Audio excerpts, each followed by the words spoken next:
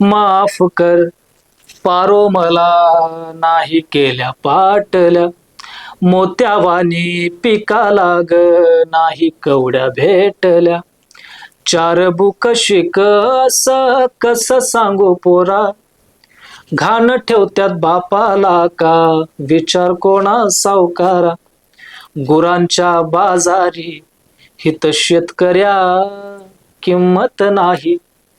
मी नाही बोललो पण पोरा तू तरी बोल काही.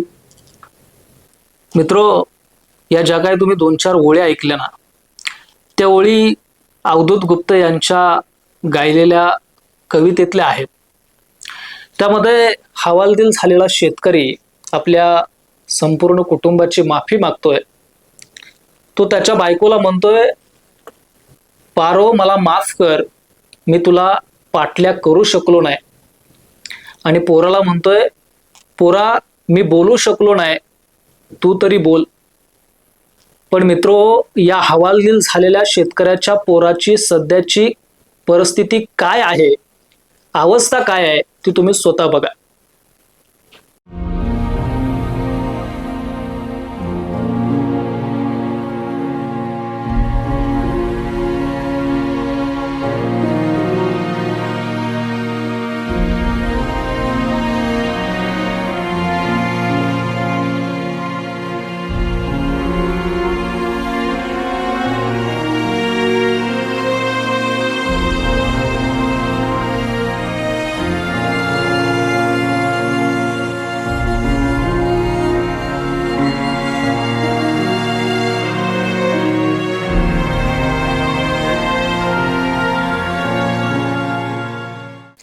पाहिलं मित्रो, या सरकारकडं भली मोठी क्रिकेटची स्टेडियम झाकण्यासाठी पैसा आहे, सुविधा आहे, पण माझ्या शेतकऱ्यांना कष्टाच्या घामानं पिकवलेला त्याचा माल झाकण्यासाठी या सरकारकडे पैसा नाही आहे. या सरकारकडे तशी सुविधा नाही आहे. ही या देशातल्या शेतकऱ्यांची अवस्था आहे. काय बोलावं ते शेतकऱ्याच्या पोरानं. मित्रो, उन्हाळा असो हिवाळा किंवा पावसाळा, शेतकऱ्याचं नुकसान आणि लूट ही अटळ आहे. कुणी व्यापाराच्या माध्यमातून त्याला लुटतं, कोणी त्याच्या मालाची कवडी मोलाची किंमत करून त्याला लुटतं. उन्हाळा असला तरी शेतकरी लुटला जातो, पावसाळा असला तरी शेतकरी लुटला जातो. आता मागच्या 4 दिवसांमध्ये आपण पाहिलंच की पावसानं थैमान घातलं होतं.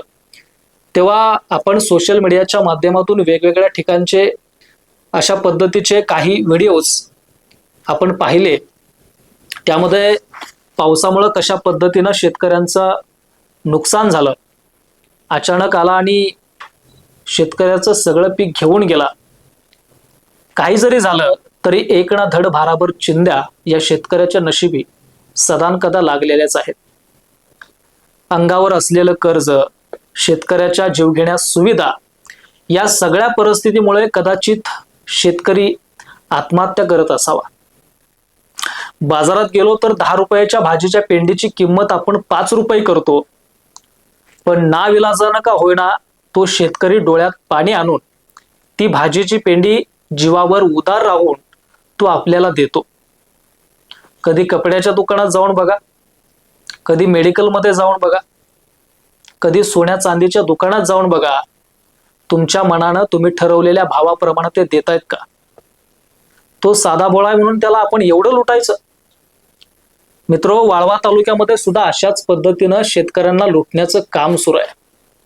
उगाच ते गावामध्ये असणाऱ्या कृषी सेवा केंद्र, फर्टिलायझर वाल्यांच्या गाड्यावर गाड्या आणि बंगल्यावर बंगले चढलेले नाहीत. शेतकऱ्याच्या नरड्यावर पाय देऊन त्यांनी आपली घरं भरलेली आहेत. मित्रो, वाळवा तालुक्यामध्ये फार मोठा युरिया स्कॅम सुरू आहे. आता हा युरिया चोरी कोण करतंय? तर जे गावागावांमध्ये कृषी सेवा केंद्र, फर्टिलायझरचे जे दुकान घालून बसलेत ना, हे खरे चोर आहेत. आता त्यामध्ये कोण लायसन धारक आहे आणि कोण कोण असेच आहेत. कोणाच तरी नावानं लायसन घ्यायचं आणि आपला धंदा चालू ठेवायचा.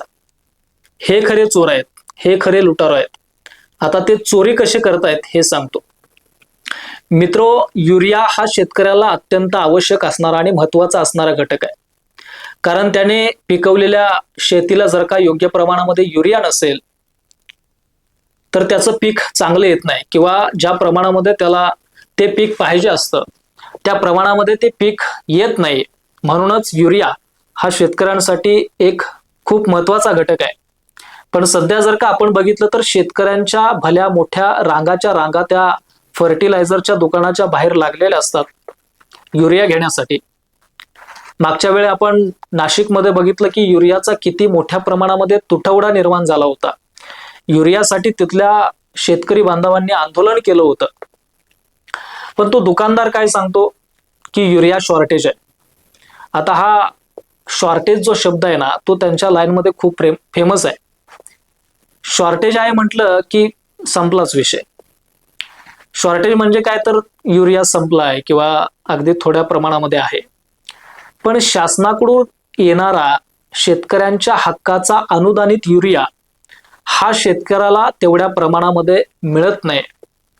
कारण हे जे दुकानदार आहेत ना ते मागच्या दारानं आपली घरं भरतायत.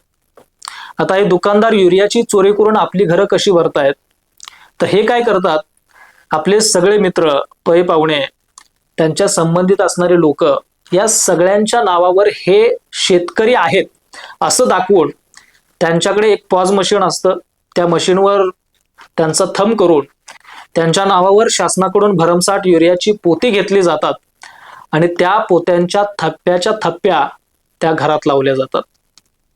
आता या घरात लावलेल्या ज्या थप्प्या आहेत ना त्या इंडस्ट्रियल एरियाला किंवा इंडस्ट्रियल लोकांना जे शेती उपयोगी औषधं लागवडी निर्माण करतात त्यांना डबल दराने म्हणजेच चढत्या दरानं ती युरियाची पोती विकली जातात. आता हा जो प्रकार आहे ना हा वाळवा तालुक्यातील अनेक गावांमध्ये राजरोसपणे सुरू आहे. शेतकऱ्यांच्या हक्काचा युरिया हे लोक इंडस्ट्रियल लोकांना विकून आपली स्वतःची घरं भरतायत. मात्र जो शेतकरी अन्नधान्य पिकवून तुमची पोटं भरतो त्या शेतकऱ्याच्या पोटावर मात्र तुम्ही पाय आणताय. त्यात आणखी एक दुसरी गोष्ट म्हणजे शेतकरी जी लागवड आपल्या शेतीसाठी वापरतो त्या लागवडीमध्ये सुद्धा हे लोक भेसळ करतायत. त्या लागवडीमध्ये रांगोळी, लाल माती, पांढरीची माती हे सगळं महागातल्या लागवडीमध्ये मिसळलं जातं आणि तीच लागवड शेतकऱ्यांना दिली जाते. अशा पद्धतीनं शेतकऱ्यांची फसवणूक हे दुकानदार करत आहेत. प्रशासनानं या गोष्टी लक्षात घ्याव्यात. कृषी विभागाने याकडे लक्ष द्यावं. आता या सगळ्या गोष्टी काही अधिकाऱ्यांना माहीत असतात पण त्याच्याकडे जाणून बुजून कानाडोळा केला जातो. त्यामुळं हे अधिकारी सुद्धा शेतकऱ्यांच्या नरड्यावर पाय द्यायला मागं पुढे बघत नाहीत. त्यामुळे शेतकऱ्यांचं नुकसान करण्यासाठी हे सगळे घटक त्याला जबाबदार आहेत. कृपया प्रशासनानं याकडं जाणीवपूर्वक लक्ष द्यावं आणि अशा पद्धतीच्या ज्या ज्या ठिकाणी गोष्टी घडत असतील त्या त्या ठिकाणी योग्य ती कारवाई करावी. कारण मित्रो याच कारणामुळं शेतकऱ्यांची प्रगती होत नाहीये. शासनाच्या जीवघेण्या धोरणांमुळे शेतकरी अगोदरच मेटाकुटीला आलाय. अशा पद्धतीनं जर का चारी बाजूने शेतकऱ्यांवरती अन्याय होत असेल, चारी बाजूंनी त्या शेतकऱ्याची लूट होत असेल तर त्या शेतकऱ्यासमोर आत्महत्याशिवाय कोणताच पर्याय राहणार नाही. तालुक्यातील आणि सगळ्याच असणाऱ्या शेतकऱ्यांना या गोष्टीची जाणीव असली पाहिजे. आणि शेतकरी बांधवांनो, तुम्ही जेव्हा तुम्ही तुमच्या हक्काचा युरिया आणायला जाल तेव्हा त्या दुकानदाराला तुम्ही विचारत चला की बाबा तू युरिया किती मागवलायस किंवा त्यातला आम्हाला किती देतोयस. ही सगळी चौकशी शेतकऱ्यांनी करावी आणि जर का त्यामध्ये काय अडचणी तुम्हाला जाणवल्या तर बिनधास्तपणे त्यांची तक्रार करून टाका, जेणेकरून ही शेतकऱ्यांची होणारी लूट कुठेतरी थांबेल. या सगळ्या गोष्टींना कुठेतरी आळा बसेल. कारण तालुक्यामध्ये काही लोकांच्या वरती अगोदर कारवाई झालेली आहे. आता सध्या हे सगळं थांबलं तर कुठेतरी शेतकऱ्याला चांगले दिवस बघायला मिळतील. नाहीतर अशाच पद्धतीनं शेतकऱ्याची लूट ही कायम होत राहील. आता या सगळ्या शेतकऱ्यांना लुटणाऱ्या टोळीनं या दुकानदारांनी कुठेतरी एक ठिकाणी एकत्रित येऊन ठिया मारलेला आहे. त्या संदर्भात देखील अधिकची माहिती घेऊन त्याचा शोध घेऊन हे सगळं यांचं रॅकेट जे आहे ते जनतेसमोर आणण्याचा आम्ही नक्कीच प्रयत्न करू. सध्या तरी मी इथंच थांबतोय. लवकरच भेटू पुढचा विषय घेऊन. धन्यवाद.